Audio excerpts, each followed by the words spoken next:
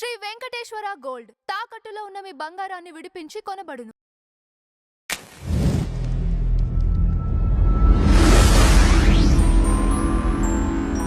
నమస్కారం గురుదేవ.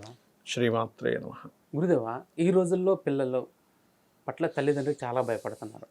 ఎందుకంటే సెల్ ఫోన్లోనే ఉంటున్నారు, చదువు మీద దృష్టి తగ్గిపోతుంది, మార్క్స్ చాలా తక్కువ వస్తున్నాయి.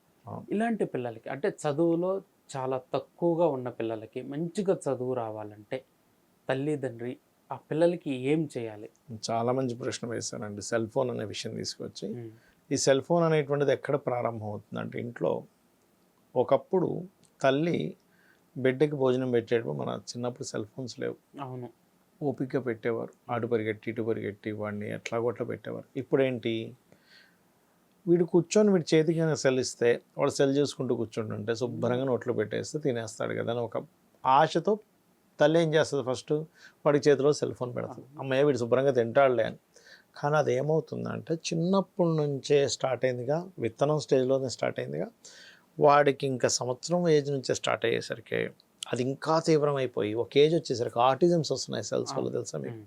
నేను ఒక డాక్టర్ గారిని అడిగా, ఏమంటే ఇంకా ఏంటి రీజన్స్ ఆటిజమ్స్ రావడానికి అంటే మేము రీసెర్చ్ చేస్తుంటాయంటే వాళ్ళు ఏమన్నారంటే మెయిన్ సెల్ ఫోన్ సార్ అన్నారు. షాక్ ఏంటండి అంటే ఇంటేకే ఉంటుంది, అవుట్ స్పోకెన్ ఎక్కడుంది అందులో. అందుకని ఏమైపోతుంది, పెద్ద చిన్నపిల్లలు ఆటిజం దాకా ఎందుకంటే మనమే కొన్ని గంటల సేపు అలా చూస్తున్నాం. ఒక 10 నిమిషాలు 15 నిమిషాలు ఇది ఇన్ఫర్మేషన్ కోసం, వార్తల కోసమో, లేకపోతే ఒక ఎంటర్టైన్మెంట్ ఒక సినిమా చూసాం, దట్ ఈస్ డిఫరెంట్గా ఒక సీన్ చూసాం.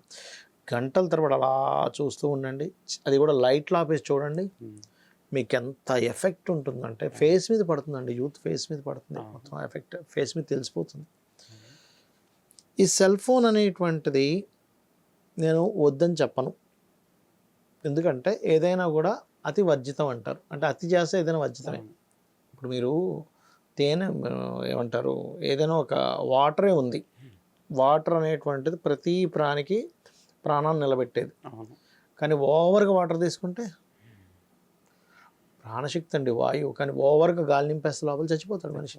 అంటే ఏది కూడా అతి మంచిది కాదు, అవునా కదా?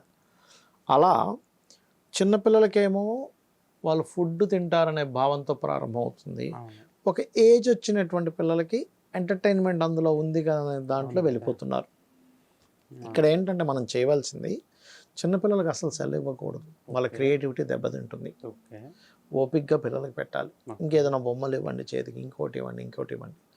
పెద్దవాళ్ళకి సెల్ ఇవ్వద్దని నేను చెప్పలేను, ఎందుకంటే ఇప్పుడు అవసరం అయిపోయింది. వాళ్ళ రేపు కొన్ని క్లాసెస్, కొన్ని ఆన్లైన్ క్లాసెస్ కూడా సెల్ ఫోన్స్లో ఉంటున్నాయి.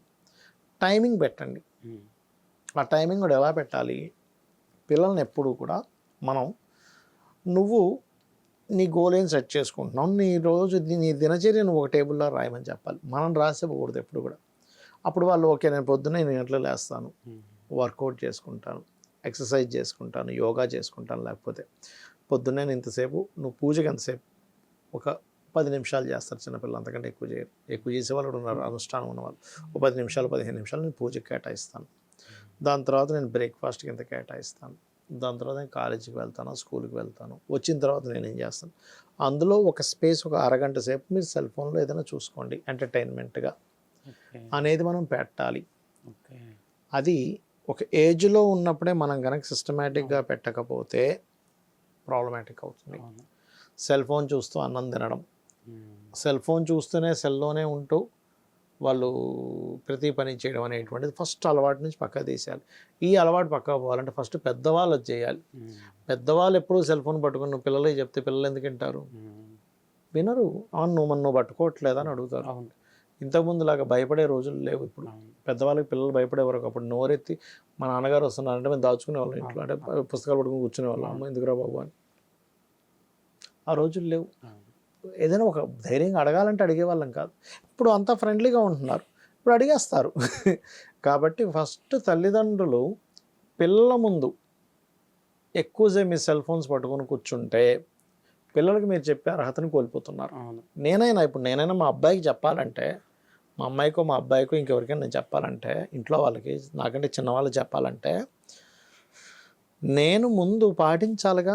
నేనే 24 గంటలు ఫోన్ పట్టుకొని అలాగ చూస్తూ ఉన్నాను అనుకోండి రాత్రి పగళ్ళు, నేను ఎలా చెప్తాను వాళ్ళకి?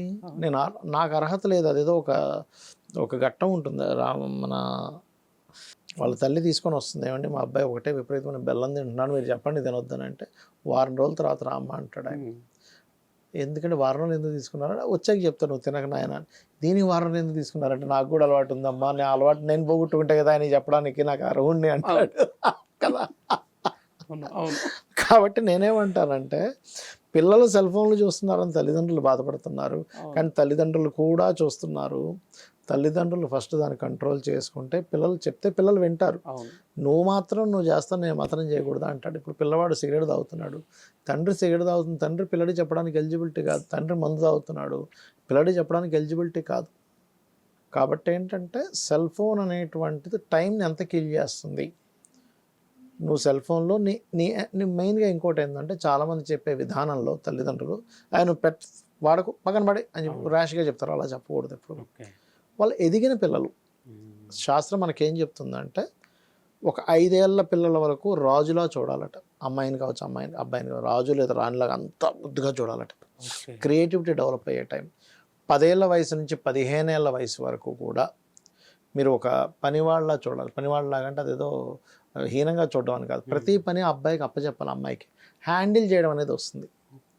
ఇవాళ రేపు మనం చేసే మిస్టేక్ ఏంటంటే నువ్వు చదువుకోవడం తప్పితే ఏం రావట్లేదు. 15 ఏళ్ళ నుంచి మిత్రుల్లా చూడాలట. మిత్రుల్లా చూసేటప్పుడు మనం ఎలా చెప్పాలి? సైంటిఫిక్ రీజన్తో చెప్పాలి. ఈ కిరణాలు ఎక్కువ గంటల సేపు కళ్ళలోకి వెళ్తే లోపల ఉండే జీవశక్తి అలా తగ్గిపోతుంది. మన ఐస్కి ఈ ఏజ్లోనే నువ్వు ఇన్ని గంటల సేపు చూస్తే నీకు ఒక 30-40 ఏళ్ళు వచ్చారు, నీ ఐస్ ఎందుకు పనికి రాకుండా పోతాయి. ఐస్ లేని జీవితాన్ని నువ్వు ఊహించుకోగలవా?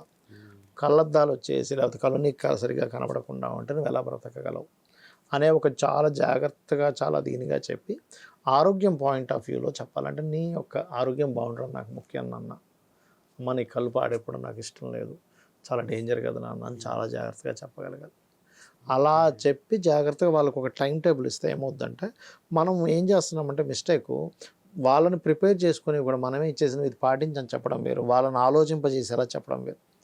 అలా కనుక చేస్తూ ఇంట్లో ముఖ్యంగా ఒకరి మాట ఒకరు వినాలి అంటే తూర్పు భాగంలో లైట్ గ్రీన్ కలర్ వేసి రాముడు పట్టాభిషేకం బొమ్మ పెట్టాలి. అక్కడ పెట్టినట్లయితే ఖచ్చితంగా ఇబ్బంది అనేటువంటిది ఉండదు. శ్రీమాత్రే నమః.